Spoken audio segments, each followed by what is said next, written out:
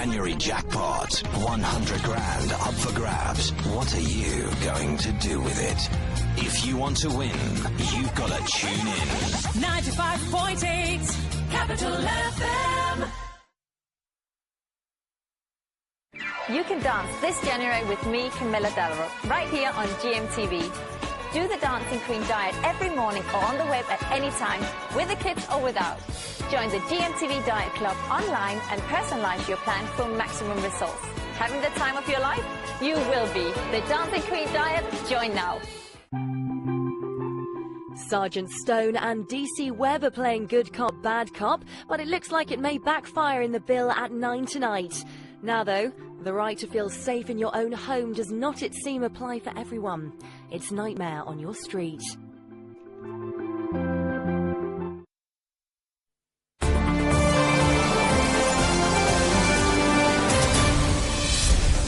Tonight, the Nightmare on Your Street.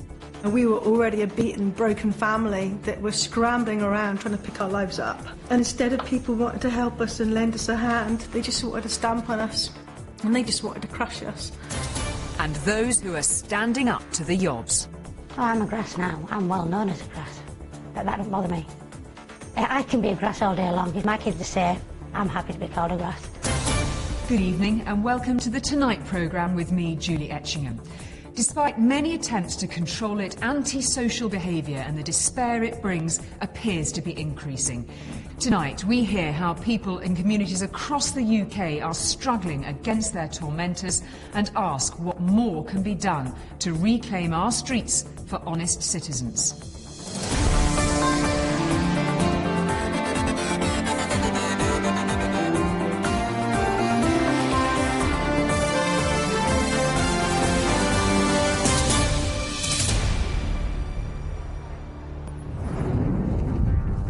The season of goodwill's just passed, but for many there will have been little evidence of it on their doorsteps. Last year there were over 3.5 million cases of antisocial behaviour reported to the police in England and Wales.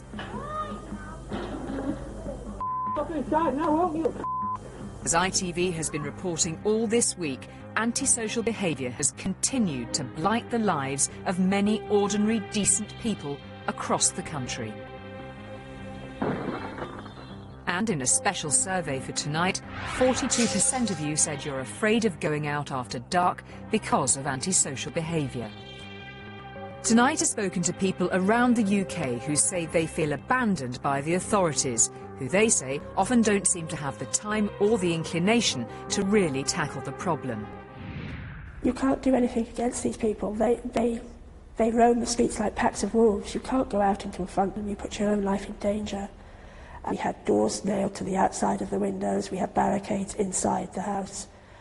I slept on a sofa. I never slept in a bed for 4 years because I was so frightened of petrol bombs. I wouldn't be able to get down the stairs because I'm disabled. So I slept downstairs with a fire extinguisher to hand. Groups are used up to between 20 and 30 on some occasions outside the property, drinking, shouting, swearing. The doors wide open, loud music in the background that can be heard. Youngsters going up the side alleyways, even in the front of the property, urinating everywhere, fighting. I confronted a group of 9, 10 of them one night and said, you know, you've got to cut this out, and a knife was pulled, a small knife, but a knife nonetheless. And I remember staring into this person's eyes, the ringleader. He was quite a big lad. And I said to him that, you know, I think you should do what you're going to do. Thankfully, they turned and walked away. In our Tonight survey, we discovered these were far from isolated incidents. 50% of people told us they'd suffered low-level antisocial behaviour, such as verbal abuse or minor damage to property, while 20% said they'd suffered serious problems, including violence. And around the UK, police have been forced to respond with special operations designed to fight back against the yobs. Here in Manchester, residents have said that antisocial behaviour is their #1 concern. And it's not long before officers answer an emergency call. A large group of youths is reported to be on the rampage. On arrival at the scene, the gang have fled into the night, but they've left a trail of destruction behind, right through one woman's home. They barged past me. I can't control them. There's about 20 of them. Pushed past me in my house. Had knives and bats and everything, just threatening us and all that, so I'm scared to go in my own house. So that's how bad it is around here, so I swear to God, I can't wait to leave. Sandbanks, Dorset, boasting some of the most expensive real estate in the UK. Less than 10 minutes drive away from this millionaire's playground is a housing estate that's home to mother of two, Asha Nardone. So this must have looked like a great spot, a quiet end of a little cul-de-sac. I thought it was lovely. I just thought, you know, I've come here and it's got a little grass area for the kids to play on, and I thought it was going to be nice and safe and just somewhere I can bring up my family. And it just turned into a complete nightmare after a couple of months of being here. So take us through it. What sort of things were happening here? Within a couple of months my car got completely vandalised. I had paint poured all over it, gloss paint, had the window smashed. I had the tyres punctured. Trying to put a brick to the back window. The whole car was repaired. It then got smashed up again, it got vandalised. I've been punched in the street. You've been punched here in the street? Punched here recently, but I can't even do anything normal. I can't even walk outside without the fear of someone attacking me. So it's everything physical, the car, the house. Tell me about the house, what you've had to do with it. We've had CCTV put up. We've had the whole house now laminated, so the brick can't come through the window. We've had the letterbox sealed, so we can't put anything through the letterbox. Anti-climb paint. We have an alarm that sounds if someone comes up in the driveway. And we just live under house arrest now, you know, really. We've just had to make the whole house like a fortress. Asha told me she felt her numerous complaints to the police and local authority had fallen on deaf ears. But she persevered, demanding a response and even giving evidence, along with other people, that led to a problem family being evicted from her estate. However, doing the right thing came at a price. Christmas time we had a brick come through the window. That's why I tend to keep all the curtains closed down, because, I don't know, it just becomes a habit. We just want to protect ourselves, I guess. And we thought the TV had exploded, because it was a brand new TV, and suddenly it just flew on the floor. Glass went everywhere, the Christmas tree fell over. Despite being scared, almost witless, Asha picked up her camera and began filming. Right, this is a big shard of glass that has come right in, right where we were sitting here. You can see the brick there. And you can see here that they have smashed the telly. Our telly that we got for Christmas. Big bits of glass everywhere. Look at the glass down here. I mean, we could have been killed tonight. This is getting really, really horrible now. So show me what you've had to do in this in Cap's room downstairs, we've had to put bars on the window. That was to stop a brick from coming through, because my main concern was that if they did it in the front, they were going to do it here, and that's where he sleeps here. So you've had to fortify the front of your house, basically? Yeah. Just make sure that, you know, obviously the kids have got to be kept safe, and we're under attack, so we have to make measures to try and keep us all safe. As if all the violence, intimidation and having to live as a virtual prisoner in her own home weren't enough to cope with, Asha has another pressure, caring for her severely disabled son, Callum, who has cerebral palsy and epilepsy. 1, 2, 3. Handstand. Handstand. I've had to remain incredibly strong for him, because my fear was if I wasn't able to cope with him, he'd be taken away from me. So he's been my focal point that's kept me focused to make sure that I keep going. Garen's got to go to school as well. What? But for my youngest boy, for Garen, he's had just the whole emotional trauma of seeing me hit, of seeing the car damage, of having days off school, of seeing me crying, of not being able to go outside and play. And it has absolutely sort of torn him apart as well. It's one family's experience that has frightening echoes of a horrific case revealed last year.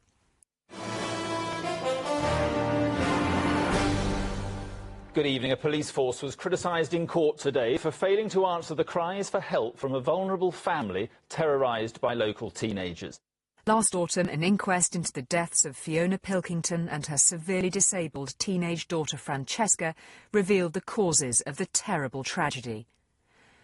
Mrs. Pilkington set fire to the family car with herself and daughter inside after suffering years of antisocial behaviour. Inaction and errors by Leicestershire police were found to be partly responsible. And for Asha Nardone, there was one particular incident when she felt almost overwhelmed by a similar despair.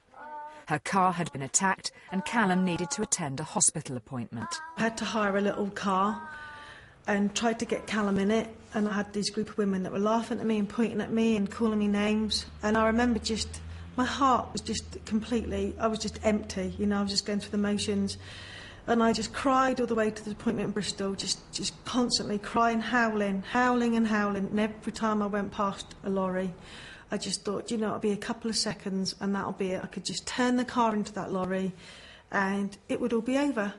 What did you think when you heard about the Fiona Pilkington case and her daughter Francesca? I just cried. I just cried and cried. And I remember writing a letter into a newspaper just saying that's how I'd been. And just that complete desperation, I think. Just that utter frustration at a system that is designed to look after you but fails miserably. And I just remember thinking, God, if I was there, you know, if I had maybe known her, I could have helped her.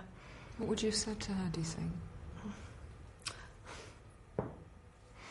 I don't know. I think I would have just said to hold in there and to say to people that you've got to be strong. You know, you've got to keep fighting on. You can't let these people beat you down. Life is too precious. But it's so hard when you've got a disabled child. It's so difficult to keep carrying on. Because you're responsible for more than just you, you're responsible for that whole family. And you love setup. your children so much, and to see them go through so much pain, to see them just, their whole lives torn apart because people think it's funny to wreck your car and they think it's funny to put a brick through your window. To have that mentality where people seem to hate you so much, they want to destroy your life when you're already down there struggling around, that's what I couldn't get over. You know, we were already a beaten, broken family that were scrambling around trying to pick our lives up.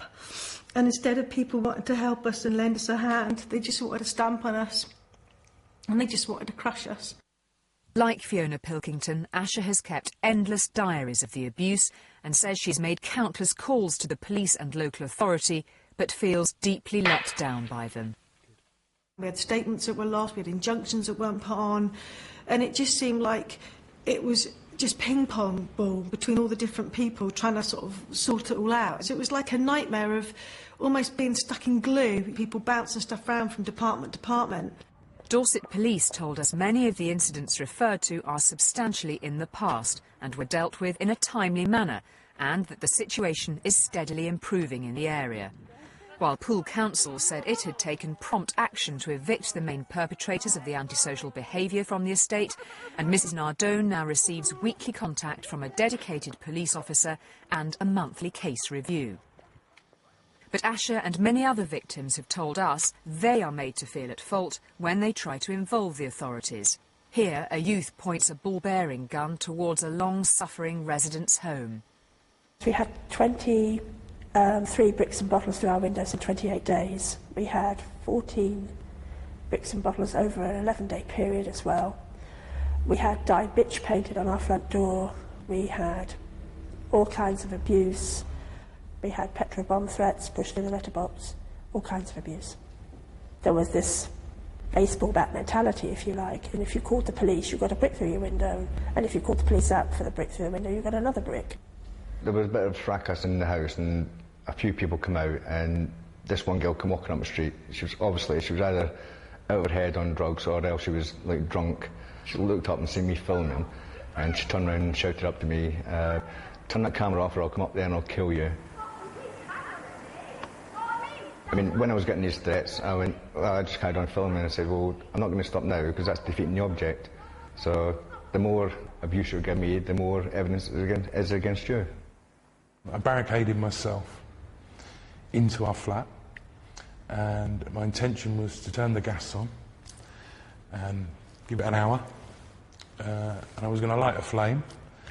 The rationale, for want of a better word, being that I would blow the building up. with myself and this, family from hell with it. Back in Poole, Dorset, another family has been living under virtual siege from the Yobs. They've had most of their windows bricked or smashed by catapulted lead balls. And this is an incident that happened after we went to court. 2 youths were in the alleyway throwing bricks at the window. It's really just to intimidate and to let you know that if you say anything against them, especially they're very frightened of you being a so-called grass. So it just escalates the whole situation if you try to speak out? Oh, very much so. You daren't speak out unless this is what you'll get. And that's the message that goes around the estate. Mess with us. This is what's going to happen to you. But what's perhaps most distressing to Therese is that her pets have been targeted too. They've opened up the hutches, they've taken the rabbits away and taken them down to the heathland and set the dogs on them and mutilated them. And they've done this on more than one occasion. Tonight has been shown photos of decapitated rabbits left strewn across residents' cars. Images that are too distressing for broadcast. Well, I got so upset and I was very frustrated with the lack of attention people were taking to the people doing this. So I wrote some graffiti on a boarded up window saying, "Love your neighbour." So you went out there? Yeah. Put this onto a board with a spray paint, and then what happened to you as a result of that? I got fined. You got fined for doing that, putting "Love your neighbour" on a board? I did, yes. Just doesn't seem fair, does it? But I've got to accept that life isn't fair. You've got to take the blows and you've got to keep going. Our Tonight survey found that 92% of you believed those willing to act as witnesses needed better protection from intimidation. And 87% believe the courts need to hand out tougher sentences for those convicted.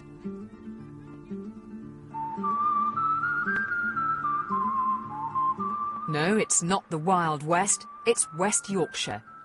Meet 2 determined women who fought back and won.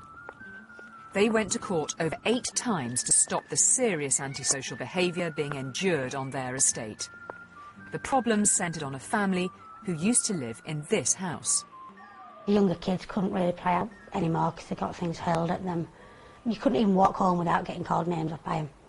In front of your kids, it wasn't right. It's about 6 years we had to suffer that. In fact, we did lose some very good neighbours because they just couldn't take any more. At first, the legal process was disappointing, with local youths flouting a series of antisocial behaviour orders, or ASBOs, and legal injunctions intended to curb the hassle. The judges just kept letting him get away with it again and again and again and again. One of them was on a suspended prison sentence, and then he was... So by rights, really, he should have gone to prison, but he was given yet another supervision order after he was already on a suspended sentence. Well, that to me doesn't make sense. You know, it's not meant to work like that, is it? I just wrote an email back and I just said, I don't know where the judge has learned his trade from, but he's absolutely rubbish at it. I was that disappointed because these youths, if they were stopped in the beginning, they wouldn't get away with all this. It just got worse. Despite violent intimidation, Donna and Elizabeth at last found sympathy and support from the local community police team. I gave to her a promise that I would deal with this issue. These were people that were prepared to come forward and give us statements and actually stand up and be counted and give evidence in court. They were absolutely crucial to what we did. And what they did was continue to go to court time and time again until the main troublemakers from 2 problem families were jailed and a mother who protected them was evicted. Oh, I'm a grass now. I'm well known as a grass. But that don't bother me. I can be a grass all day long. If my kids are safe, I'm happy to be called a grass. I've been called worse whilst they were around. Back on the streets of Manchester, the police have made tackling antisocial behaviour a high priority and say they have sufficient powers to stamp out any trouble. Legislation is a really important tool, but so too is talking and so too is listening. And, you know, the important thing is police officers are visible, they're a deterrent, they're out there not only speaking to the people who are causing antisocial behaviour, but also speaking to the victims and understanding what their needs are. High-profile police operations may offer reassurance that something's being done. But many of the victims of antisocial behaviour Tonight has spoken to say it still takes too long for the authorities to gather evidence and use the full powers available to them. You just keep going because you hope that someone somewhere will listen to you and help you. And you spend your life writing letters, and you spend your life phoning people, and you wait for the phone call that's never going to come.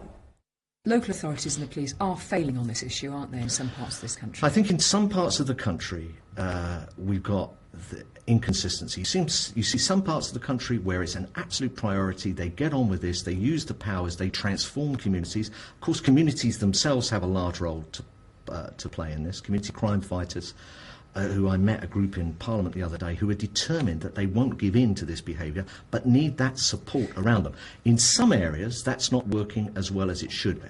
We have a very clear example of this for the Tonight programme. We've interviewed a woman called Asha Nardone. It took her years and years to get the connection between the police and the authorities. She's a mum with a disabled child and another small child to look after. Why should it be down to a woman like that to try to crack it? No, and it has to, actually, one of the reasons why we're introducing victims' support for antisocial behaviour. It's been there for people who have been exposed to criminal activities, but not so much for antisocial behaviour. These cases exist, and it's right for you to expose them, and it's right for us to point out to the local authorities the powers they have and to ask why they're not using those powers. There are people who have been driven to thoughts of suicide, and we know with Fiona Pilkington who've been driven to suicide because the situation is so bad on some of our estates. How can that happen in modern Britain? It's been happening for a long time. It's been happening and will happen. There will be these occasions. There will always be people who are driven to this desperation. Well, there'll be people who are treated badly by neighbours. There'll be people who are bullied. There'll be people who are abused. We have to ensure that wherever it happens, it's not treated as if this is low-level crime and it doesn't matter. This is not a job for the police. This is not a matter for social services. The neighbours need to sort it out between themselves. Leave them on their own. You know, something will turn up. All the agencies involved have to work together to resolve those problems. Can you imagine what it must be like to live in a situation like that? Absolutely. Where after the years and years of torment, you are driven to the brink that Fiona Pilkington was? I think it's something that is one of the most, one of the biggest causes of despair and depression and unhappiness that we have to tackle. Again? Back in Poole, Dorset, a so-called dispersal order that stops troublemakers gathering together has been issued to cover Asha Nardone's estate. We've got now zero tolerance, which is working, but it's taken us 3 years to get to it. And I don't understand that. I don't understand why there are these powers and new laws being brought in, but when they come to it, they're not being delivered on the ground. So it's time it changed? Definitely, yeah. Needs to, before more people die, and they will die. And there'll be more Fiona Pilkingtons out there because the pressure's just too intense now. There's no doubt that antisocial behaviour will be a major battleground for the political parties in the lead-up to this year's general election. But the key test will be whether any new promises are delivered to those suffering abuse and violence on a daily basis. Now, if you've got any stories you'd like to share with us or would like any more information on tonight's programme, then you can just head to our website, itv.com/tonight. Until next week, though, good evening and thanks for watching. Coming up next Thursday, Britain's big freeze. Why does the snow stop us in our tracks? Tonight investigates what it would take to beat the winter standstill. On ITV4 now, we're chasing tornadoes with nature's fury. Next here, though, secrets are coming out all over the place with Emmerdale.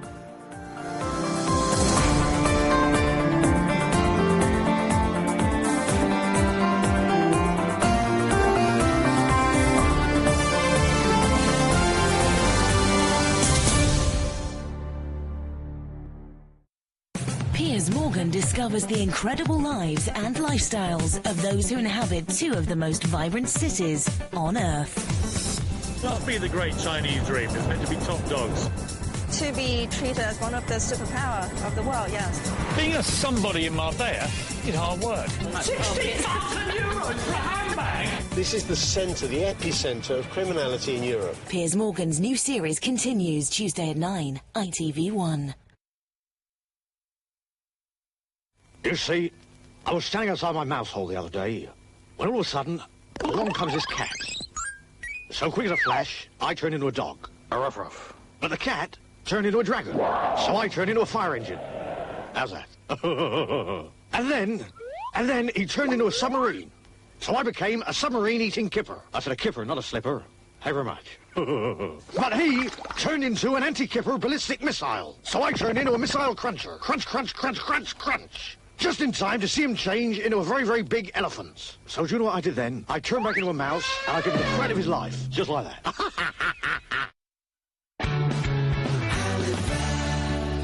You're listening to the Halifax Breakfast Show. Hi, everyone, and thanks for joining us. Hang on, Jules. We don't like to just say hi to all our reward current account customers. A little extra help. They get £5 each month, so we say to them, high five.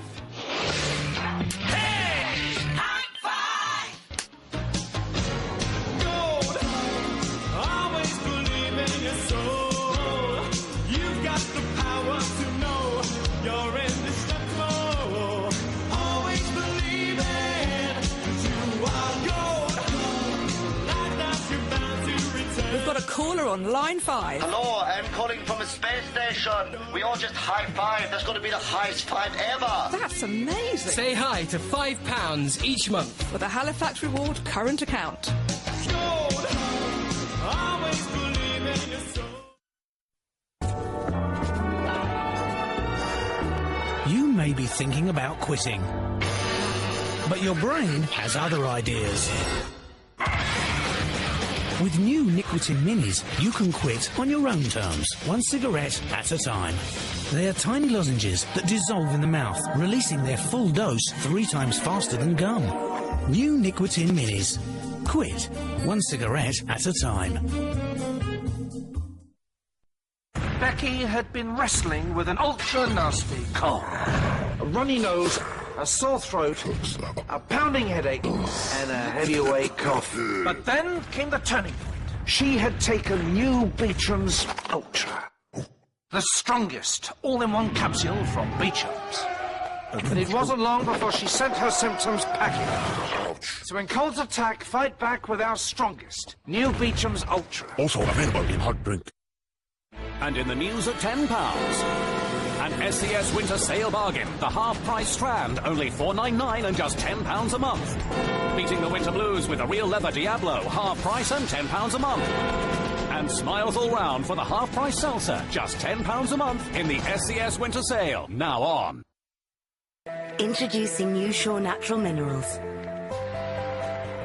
It gives you 48-hour protection that allows your skin to breathe. Nature can be so inspiring. New Shore Natural Minerals. Dare to join forces with nature. At Homebase, there's 10% off everything this Friday and Saturday. That's an extra 10% on top of all our sale prices. Now at Homebase. It's time to bring out the girls! A stream of single men will try and woo 30 single girls. But will our girls like what they see and go off on a date? Or will the boys be given the cold shoulder? He's driven, and I like it. Bravo, Paddy. I wasn't that sure about that. Wasn't that sure? You were salivating. You like your men small, dark and handsome. That's not what you worry about. The dating show where men have nowhere to hide. Take Me Out, Saturday 7:30, ITV1. Will Ted fall for Joe's deceit? Will George and Ken agree on Simon's education? And will Tyrone move away from the street?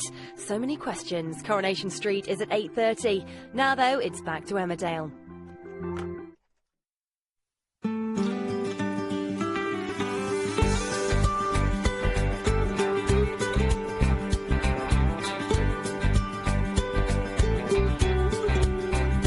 Tombola sponsors Emmerdale. No. You've got it so wrong. Oh, come on, Ashley. It's what these past few months have been all about. Us getting closer together. No. I don't know why you're reacting like this. We've been given a second chance. Surely you can feel it too.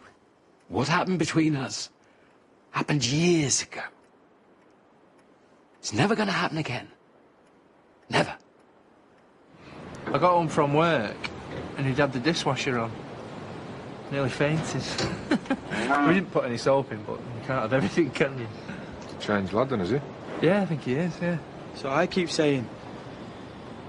So what do you think's made the difference then? I think it's Ollie. She's just good for him. Sherry's no good for her, though. Well, that's hardly fair, is it? It's quite serious about her. Ollie's not said anything bad about him, has she? No. Right, that's it. All right. There you go. Well, there's no swelling, so that means there's no infection. I should be able to carve then, eh? Yeah, it should be fine. It's a relief. Cheers, Paddy. All right. Hiya. You stopping for a brew? Yeah, go on then, yeah. Yeah. Might want to wash your hands first. Bit fussy, aren't you? Yeah, so I'm a bit new to dealing with teenage love lives. I do my best, but flipping heck, you say the wrong thing. Yeah, tell me about it. No, you're best staying out of it, aren't you? Let him get on with it. If you try and interfere, he just causes trouble, doesn't it? Please don't be angry with me. If you're not ready, I can wait. What for? For you to come to terms with what's happening. It's a big step. I understand that. I have no idea what you're talking about. Our feelings for each other. Sally, I'm fond of you, and you've been through a tough time. But I do not have feelings for you. How can you say that? After the way you've behaved. I offered you help and support as a friend. That's all. We both know it was more than that. You chose me over Laurel. No, I did not. And I never would. I'd give anything to have her back here now. But you deserve better. She finished with you. She walked out on you. I think you better go. Ashley... Just go!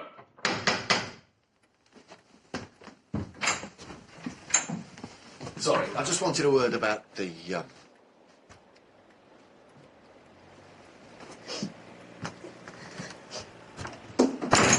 christening. You don't want to let a dozy scrot like Eli get you all wound up. It's not worth it. Don't give a stuff about Eli. Lisa, look, I might look daft, but I'm not. I saw what happened. He's winding you up about your modelling, I don't want to talk about it. Yeah, well, I do. But I don't like seeing you like this. Since when have you cared about my modelling? Well, I admit that I did have me doubts. Well, you can stop worrying because I'm packing it in.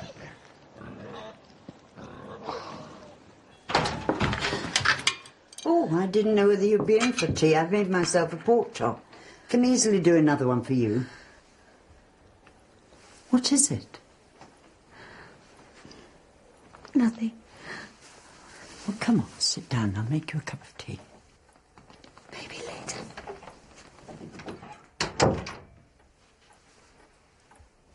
I'll be honest. The christening, it was just, Nicola sent me. She'd heard that you were